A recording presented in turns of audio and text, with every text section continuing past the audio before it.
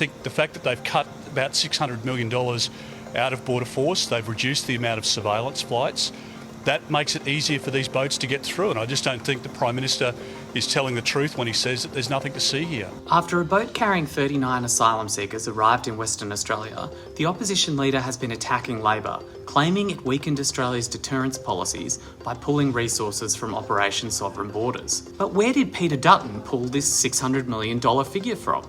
In the 2023 financial year, the federal government spent $1.23 billion on border enforcement.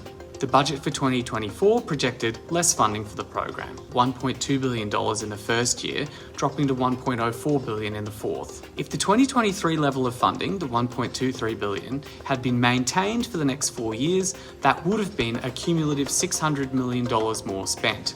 So that's where Dutton is getting his numbers. Except that's not how cuts are usually measured. You don't assume one figure from one year will apply for every year thereafter.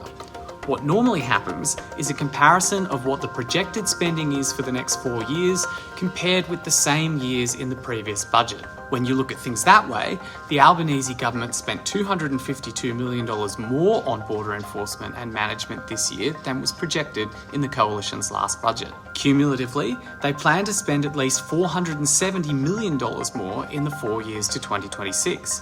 Then there's the other point Dutton is claiming, which is this. They've reduced the amount of surveillance flights. The Australian Border Force said that in 2023, there was around a 14% decrease in flying hours compared with the previous year. In its annual report, the Department of Home Affairs blamed the shortfall on operational difficulties, citing things like under-resourced air crews and increased aircraft maintenance requirements. But this isn't a policy or planned reduction.